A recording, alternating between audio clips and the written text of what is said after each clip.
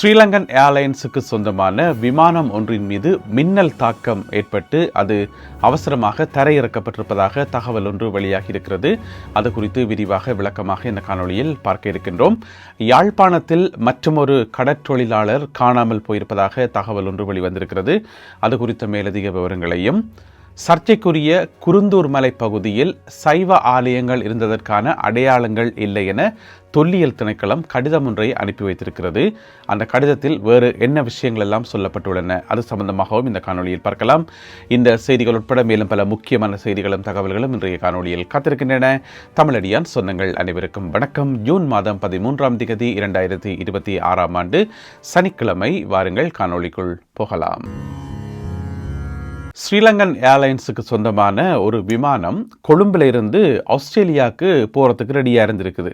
கட்டுநாயக்கா விமான நிலையத்தில் இருந்து புறப்படுறதுக்கு தயாராக இருந்திருக்குது.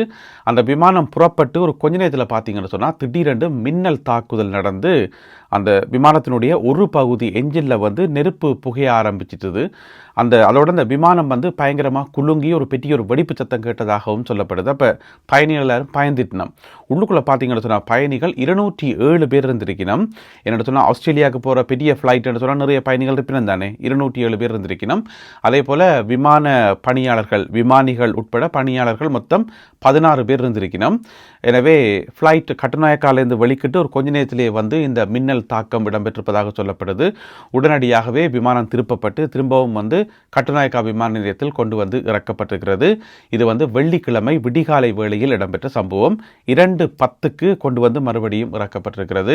என்ன பிரச்சனை சொன்னால் 2 என்ஜினில் ஒரு இன்ஜினில் திடீரென புகை வருதுன்னா இப்படி சொல்லுவோம், நடுவானத்தில் பறந்து இருக்கக்குள்ள நல்ல காலம் கனதூரம் போகல. அப்போதான் கட்டுநாயக்காலேருந்து வெளிக்கிட்டு கொஞ்சம் தூரம் போய்கொண்டு இருக்கக்குள்ள தான் இந்த தாக்கம் ஏற்பட்டிருக்குது. ஏன்னு சொன்னால் இப்போ காலநிலை பயங்கர மோசமாக இருந்து இருக்குது.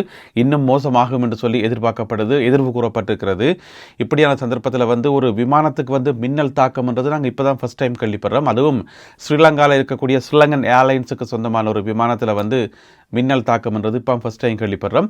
அதுக்கு பிறகு என்ன நடந்திருக்குன்னு சொன்னால், நேற்று அதிகாலை 5:51க்கு வேறொரு விமானத்தில் எல்லா பயணிகளும் ஏற்றப்பட்டு திருப்பி அது ஆஸ்திரேலியா நோக்கி அந்த விமானம் பறந்து போனதாக, சிட்னி நகர் நோக்கி பறந்து போனதாக சொல்லப்படுது. தெய்வாதீனமாக யாருக்கும் எந்த விதமான பாதிப்புகளும் ஏற்படலை. பயணிகள் மிகவும் பயந்து போயிருந்தார்கள். மற்றபடி எந்த விதமான பாதிப்பும் ஏற்படவில்லை என சொல்லப்படுகிறது. யாழ்ப்பாணத்தில் மற்றொரு மீனவர் காணாமல் போயிருப்பதாக தகவல்கள் வெளியாகி இருக்கின்றன. அதாவது நெடுந்தீவு கடல் பகுதியில் தாளைத்துறை என்று சொல்லப்படுற இடத்துல 2 மீனவர்கள் ஒன்றா போயிருக்கணும் தொழிலுக்கு. போன இடத்துல ஒரு மீனவர் நடுக்கடலில் தவறி விழுந்துட்டார், படகுலேருந்து தவறி விழுந்துட்டார். அப்போ மற்ற மீனவர் பலத்த போராட்டத்துக்கு பிறகு காப்பாற்றப்பட்டிருக்கிறார். அவர் காப்பாற்றப்பட்டு இப்போ மருத்துவமனையில் அனுமதிக்கப்பட்டிருக்கார். அந்த கடலுக்குள்ளே விழுந்தவரை இன்னமும் மீட்க முடியலை என்று சொல்லப்படுகிறது. அவரை தேடுகின்ற பணிகள் இடம்பெற்று வருவதாக சொல்லப்படுது. உங்களுக்கு தெரியும், ஏற்கனவே 4 மீனவர்கள் காணாமல் போய் இன்று வரைக்கும் என்ன நடந்தே தெரியலை. அதில் ஒரு தந்தை, மகன் உள்ளிட்ட 4 பேர். இதுவரைக்கும் அவர்களை பற்றின எந்த ஒரு செய்தியுமே வெளியாகலை. அப்படியான சந்தர்ப்பத்தில் இன்னும் ஒரு கடற்றொழிலாளரும் காணாமல் போனமை பெரும் அதிர்வலைகளை உருவாக்கி இருக்கிறது. எனவே சமீப காலங்களில் இப்போ 5 மீனவர்கள் காணாமல் போயுள்ளார்கள். நாட்டில் எவ்வளவோ பிரச்சனைகள் இருந்தாலும் இந்த தொல்லியல் திணைக்களத்தினுடைய தொல்லை தாங்கவே முடியலை. என்ன செய்திக்கணும்னு சொன்னால், இப்போ புத்த சாசன அமைச்சிருக்குத்தானே, புத்த சாசன அமைச்சுக்கு உத்தியோகபூர்வமாக எழுத்துப்பூர்வமாக ஒரு கடிதம் ஒன்றை அனுப்பியிருக்கின்றார்கள் தொல்லியல் திணைக்களத்தினர். அந்த கடிதத்தில் என்ன சொல்லப்பட்டிருக்குன்னு சொன்னால், குருந்தூர் மலை இருக்குத்தானே, முல்லைத்தீவு மாவட்டம் குருந்தூர் மலை, அங்கே சைவ கோயில்கள் இருந்ததற்கான, சைவ அடையாளங்கள் இருந்ததற்கான எந்த ஒரு சான்றுகளும் இல்லை. எனவே அங்கே ஆதி காலம் தொட்டு பௌத்த மத வழிபாடுகள் தான் இருந்தன, அதற்கான ஆதாரங்கள் தான் கிடைத்துள்ளன. எனவே அந்த இடத்துல புதிதாக சைவ கோயில்களை கட்ட முனைவதோ அல்லது வேறு ஏதாவது கட்டடங்கள் கட்ட முனைவதோ தண்டனைக்குரிய குற்றம் என்று சொல்லி ஒரு கடிதம் ஒன்றை அனுப்பியிருக்கிறார்கள் தொல்லியல் திணைக்களத்தினர். புத்த சாசன அமைச்சுக்கு இந்த கடிதத்தை அனுப்பியிருக்கிறார்கள். அதே புத்த சாசன அமைச்சுக்கு அனுப்பணும் என்று சொன்னால், அதாவது புத்த சாசன அமைச்சன்றதான் பேர், ஆனால் இலங்கையில் இருக்கக்கூடிய எல்லா மதங்களுக்கும் பொறுப்பாக இருக்கக்கூடிய அமைச்சு அவர்கள் தான். ஆனால் பேரில் புத்த சாசன அமைச்சர் இருக்குது. எனவே இப்போ அவர்களுக்கு உத்தியோகபூர்வமாக அறிவிக்கப்பட்டிருக்கிறது, குருந்தூர் மலைக்கும் சைவ வழிபாட்டுக்கும் ஒரு சம்பந்தமும் இல்லை. அதன் மூலம் குருந்தூர் மலைக்கும் தமிழர்களுக்கும் ஒரு சம்பந்தம் இல்லை என்ற மாதிரி இப்போ கடிதத்தை உத்தியோகபூர்வமாக அனுப்பியிருக்கிறார்கள் தொல்லியல் திணைக்களத்தினர். ஆனால் வரலாற்று ஆய்வாளர்களும் வரலாற்று ஆசிரியர்களும் என்ன சொல்லினோம், கிறிஸ்துவுக்கு முன் 300 ஆண்டுகளுக்கு முதல் இருந்தே, அதாவது 2300 ஆண்டுகளுக்கு முன்பிருந்தே அங்கே சைவ சமய வழிபாட்டு சின்னங்கள் இருந்தன, சைவ சமய வழிபாடுகள் இருந்தன, ஐயனார் ஆலயம் இருந்தது, சிவன் ஆலயம் இருந்தது என்று சொல்லி எத்தனையோ வரலாற்று ஆசிரியர்கள் ஆதாரபூர்வமாக அங்கெடுக்கப்பட்ட செப்பேடுகள், மற்றது சிலைகள், மற்ற ஆதாரங்களை வச்சு ஏற்கனவே எல்லாம் சொல்லியாச்சு. அது காலாதி காலமாக சைவ சமய வழிபாடு தான் நாங்கள் இருந்தோன்றிருந்தது. அப்புறம் என்ன நடந்தது உங்களுக்கு தெரிஞ்சானே, 2018ஆம் ஆண்டு ஒரு பிக்கு ஒரு ஆள் திடீரென்று அத்துமுறி உள்ளுக்குள்ள நுழைஞ்சு, அவருடைய பேர் வந்து கல்கமுவ சாந்தபோதி தேரர். 2018ஆம் ஆண்டு அதுக்கு நுழைஞ்சு, பிறகு 2020ஆம் ஆண்டு அங்கே ஒரு புத்தர் கோயில் ஒன்றை கட்டி, அதுக்கு பிறகு 2020ஆம் ஆண்டு அங்கே ஒரு விகாரியை ஒன்றை அத்துமுறி கட்டி, பிறகு இந்த வரைக்கும் அந்த விகாரை தான் அதில் இருக்குது. அது மட்டும் இல்லாமல் அந்த விகாரியை சுற்றி இருக்கிற ஒரு 229 ஏக்கர் காணி, தமிழ் மக்களுடைய காணி வந்து அபகரிக்கப்பட்டு இந்த வரைக்கும் அது அவர்களுடைய கட்டுப்பாட்டுகளால் இருக்குது. எனவே இப்படியான ஒரு பின்னணியில் வந்து தொல்லியல் திணைக்களம் வந்து அந்த எரியிற நெருப்பில் தூக்கி எண்ணெயை தூக்கி ஊற்றுற மாதிரி இப்படியான கடிதம் ஒன்றை போட்டிருக்கிறார்கள். எனவே எந்த ஆட்சி மாறினாலும், யார் ஆட்சிக்கு வந்தாலும் இந்த தொல்லியல் திணைக்களத்தினுடைய இந்த நடவடிக்கைகள் வந்து குறையாது போல இருக்கு. எனவே இது சம்பந்தமாக அரசாங்கம் உடனடி நடவடிக்கை எடுக்கணும். எங்களுடைய தமிழ் கட்சிகள், தமிழ் பாராளுமன்ற உறுப்பினர்கள் அனைவரும் வந்து ஒன்று சேர்ந்து இதற்கு எதிராக குரல் கொடுக்கணும். எனவே இதற்கு எதிராக அரசாங்கம் உடனடி நடவடிக்கை எடுக்கணும். எங்களுடைய தமிழ் அரசியல் கட்சிகளும் தமிழ் பாராளுமன்ற உறுப்பினர்களும் ஒன்று சேர்ந்து குரல் கொடுக்கணும் என்றுதான் பொதுமக்களுடைய ஒரு எதிர்பார்ப்பாக இருக்கிறது. இப்ப கடிதம் அனுப்பப்பட்டிருக்கிறது. அடுத்ததாக என்ன நடக்கும் என்பதை பொறுத்திருந்து பார்ப்போம். சுகாதார பரிசோதகர்கள் போல வேஷம் போட்டுக்கொண்டு கடைகளில் கொள்ளையடித்த சில நபர்கள் வந்து அடையாளம் காணப்பட்டிருக்கிறார்கள். அவர்களை கைது செய்கின்ற முயற்சியில் போலீசார் ஈடுபட்டிருக்கிறார்கள். இந்த சம்பவம் வந்து எங்கே நடந்திருக்குன்னு சொன்னால், அனுராதபுரம் மாவட்டத்தில் இருக்கக்கூடிய குறிப்பிட்ட சில இடங்களில் வந்து பிஹெச்ஐ மாதிரி இருக்கணும் தானே, அவையில் போகிற மாதிரி அவையில மாதிரியே யூனிஃபார்ம் போட்டுக்கொண்டு கடைகளுக்கு போனதான் மக்கள்.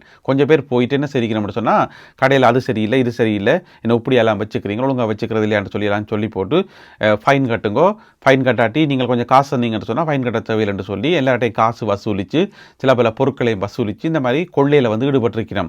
அதாவது பிஹெச்ஐ வருஷத்தில் வந்து கொள்ளையில் ஈடுபட்டிருக்கிறோம். அப்போ ஒரு சில கடைக்காரருக்கு வந்து டவுட் வந்துட்டுது, ஆக்களோட நடவடிக்கையை பார்த்தா வித்தியாசமாக இருக்கேன் போட்டு நைஸாக என்ன சரிக்கணும், போலீஸுக்கு வந்து இன்ஃபார்ம் பண்ணிக்கணும்.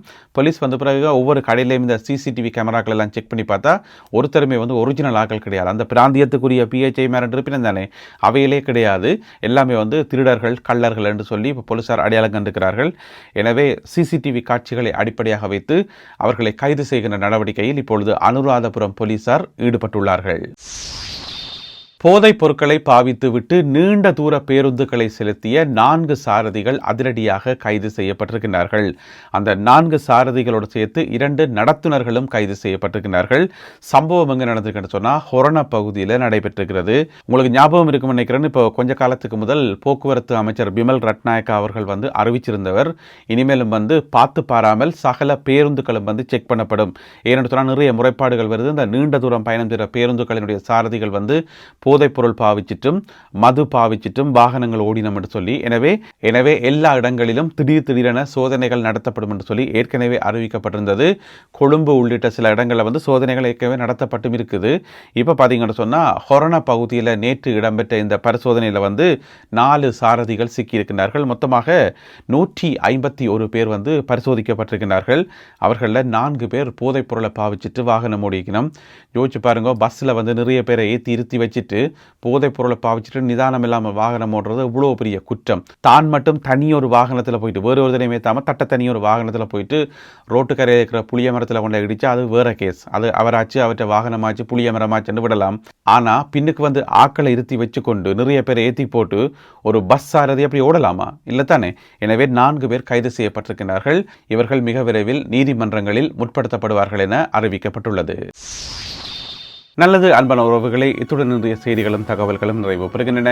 இந்த காணொலியில் பகிர்ந்து கொள்ளப்பட்ட செய்திகள், தகவல்கள் தொடர்பான உங்களுடைய கருத்துக்களை மறக்காமல் கீழே எழுதுங்கள். மீண்டும் சந்திப்போம் உறவுகளை. நன்றி, வணக்கம்.